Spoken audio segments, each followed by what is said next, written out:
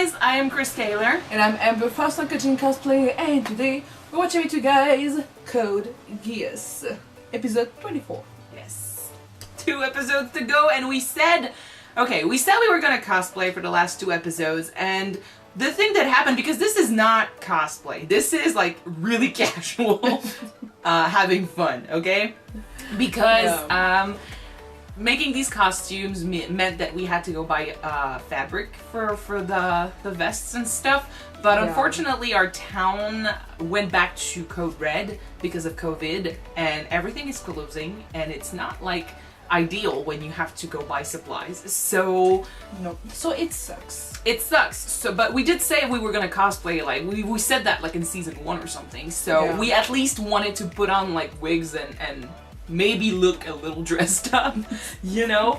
But I'm finding out I look more like Light from Death Note than I do Lelouch, which is okay, which is fine, because I mean, people say they're similar, so it's fine. And you definitely look like you're an aristocrat or something, but well, honey, I'm a royalty. You look like you look down on poor people, which is fine for Schneizel, you know. So I say, I mean, we might cosplay in the future if we have time, if the stores open again, if we react to a movie or two, like stuff like that. Because I mean, there's more stuff about Code Geass. There's more content that we can watch, but nothing's decided yet. So for now, let's just make do with this. Yeah. I'm not gonna kill anyone with a death note, don't worry. And we're gonna just have fun. Alright. So yeah, we're in the middle of a battle. Yes, we are. I'm ready to make my move now. Well, you're shooting Flaya everywhere. And I say that's it. So let's see how Lelouch handles Schneizel's attacks. I'm thinking this might be the end of the fight, and the last episode might be like the epilogue or something. So I don't know, but we'll see. You're going down! Alright, let's watch it, guys. Let's go.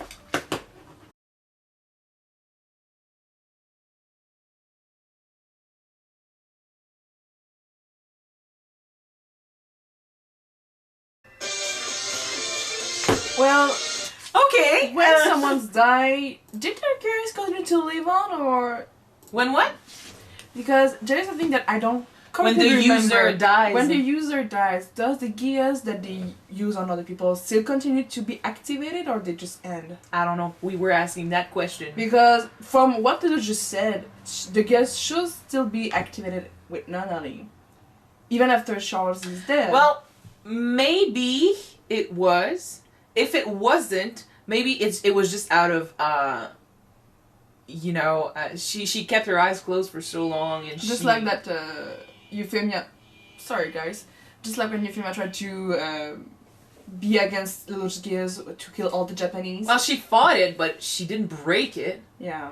And with Nunnally, like I said, maybe the gears broke, but she managed to. I mean, she kept closing her eyes out of habit, you know. Because she lived like this, like she had no idea it was about Geass. It was mental. It was in her head, you know. So maybe she kept them closed for ever since. And then when she truly needed to know where the key was and stuff, she just she realized that she could open her eyes and actually see, and that's when she did it. Yeah. I don't know. If she did break the Geass from their dad, well, I mean, good job, girl. I'm glad that you can open your eyes at last, but can you open your eyes at last and then maybe hear your brother out? No. Maybe he's got something to tell you, know? The thing with Nunnally is she's too naive and Lelouch never speaks. To understand the underlayer of what's going on. And Lelouch never explains anything to anyone. Well, so. He didn't say shit to his sister, so... Nor Suzaku. Even then, Nunnally is way too naive. So, yeah, she is. To understand that people that behind motives. Yeah, like she's only gonna see the deaths that he caused and not the reason behind why he did it. Yeah. Especially since like when she asked, "Did you do this for me?" Because I feel like if he had said the truth, like, "Oh yes, I became Zero because I wanted to create a world for you. It was for you. She would have basically been like, oh, I turned my brother. I changed my brother. I made him a murderer. But he would still be a murderer in her eyes, you know? Yeah. The guy that brought so much suffering. Like, in Nunnally's mind, I feel like I have a feeling that everyone can just, like, shake hands and be nice to each other. But unfortunately, there's always going to be someone out there with personal goals and ambitions. So I think it's really hard for her to understand that people could be good and bad at the same times. yeah, Because it's not always white or always black. Because look at she Lelouch. technically she tried to stop her brother by destroying his army, but by doing so, she just became the same thing that he did. She killed Yeah, but dozens of people by doing I it. agree, but I think she knew. She wanted to become that because that would make her not just a watcher, you know, a witness to what was going on, but actually, like, she would take some of the responsibility because being Lelouch's sister, I think she feels the need to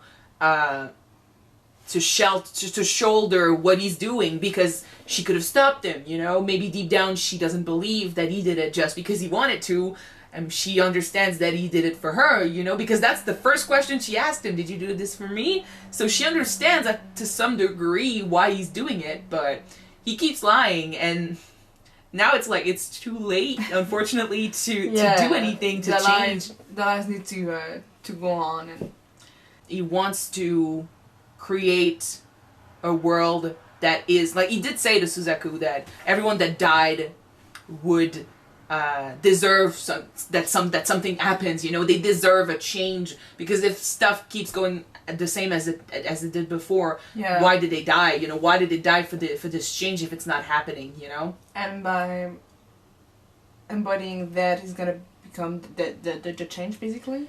Well, he's gonna force it. He's gonna force a change in the world. Like we were saying that we think he's trying to portray himself as the ultimate evil. And was it last episode that you said something about him maybe dying, and that being part of the plan? You know, dying to destroy that ultimate evil and bring people together, which is like the ultimate sacrifice, yes, but it could force change if he gets rid of everyone who's trying to control the world in some way that is not healthy for the people, like Schneizel. Well, what does he leave behind? Only him and his, you know, and his interpretation of what the Emperor is. And then if he dies, what does he leave behind? We'll see. We'll see what he does next. But we have a feeling he's dying. And by the way, my theory, I was talking about this with her the other day, and I was like, maybe the plan is for him to die. But I was like, what if he stole the immortality from his dad? Because that would be fucking cool. Like, we don't know what you have to do to steal the immortality from, I think you have to kill the other, but in some sort of way. Like, Charles wanted to take it from C2, and she would have died. But he took it from his brother V2. Yeah, but he was supposed to kill C2 too, as well, you know? Right. And I was like, he was, you know, really close to her and touching her and stuff. And in the end, Charles went close to Lelouch and took him by the throat. And I'm like, they were touching! And he did die. Touching, yeah. And he did die. But that would be funny if he dies and we freak out and we cry and then he turns out to be immortal. A peaceful life in the woods. He turns out to be immortal and shit. That'd be really, that'd be interesting. If he actually dies, I'm sure there's a fanfiction somewhere where he's actually immortal and he survives this. But I think. But if he is truly immortal, though we don't say that he is, but maybe there will be a really tragic ending though, because for him, yeah. But Lelouch has always been about making sacrifices for the good of everything else. He's always the one that has to suffer emotionally because he makes these decisions that lead to him killing people he cares about or hurting people he cares about. He has to play the villain for Nunnally now.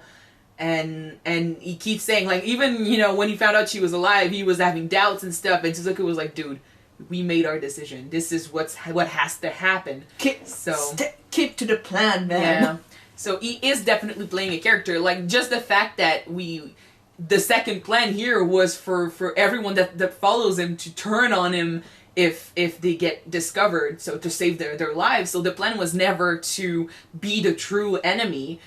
And now he's got Schneizel with him, but he didn't one thing I noticed is he never said, you answer to me. He said, you answer to Zero. And we know from past episodes that Zero is but a mask. True. It's a persona. So whoever is Zero is gonna be, you know, the master of Schneizel. Yeah. So I don't know, but it was an interesting, you know, difference from him telling to everyone, like, you will acknowledge me, or you will follow everything I have to say, and with Schneizel, he mentioned Zero, not himself. True. So, really interesting, because I have a feeling that if he does end up dying at the end, because, I mean, this is what it's pointing towards to, you know, him dying. If he dies, then Schneizel is at liberty to answer to anyone again, including himself, because Lelouch is no longer around. But if he has to answer to Zero, he's always going to be like some sort of slave, because Zero is but a mask. Mm. So, interesting. Okay, I say we jump. I got something. Go. Yeah, the thing that Lelouch said to Schneizel that Charles was seeking to stay in the past, Schneizel was seeking to stay in the present, and Lelouch was seeking to go towards the future. Maybe not stay. Charles was obsessed with how the world was, and he wanted to keep it that way. Well, no, because the world was never the way he wanted it to be.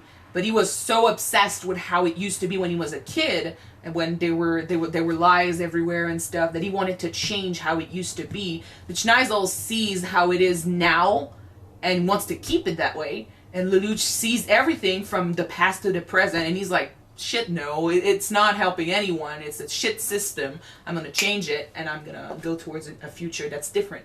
True. He has hope for change, which is something that Schneizel doesn't believe in, because he's like, no one's going to change. Humanity never changes, which in a way is kind of true, but it's cynical not to give people a chance to change.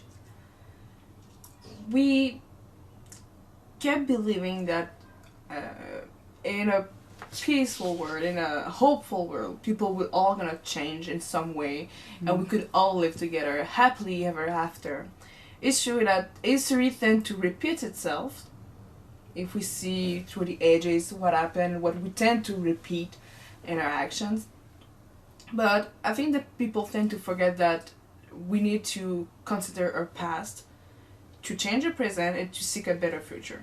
True. And that's the thing that many people do not understand, because I don't know if you're aware of, but I know that in some places they believe that they shouldn't teach children what happened in the past because that's too dramatic, that's too tragic. Yeah, I heard about this. You don't need to teach this. Well, it's not. I think it's not about history as much as it is about not disturbing children. But I agreed that the past is disturbing, and if you don't learn from it, you're just gonna repeat the same mistakes. So, I feel like in Lelouch's case, he took the mistakes of the past and he's trying to create a better future because he doesn't want the people to live in this shit show forever.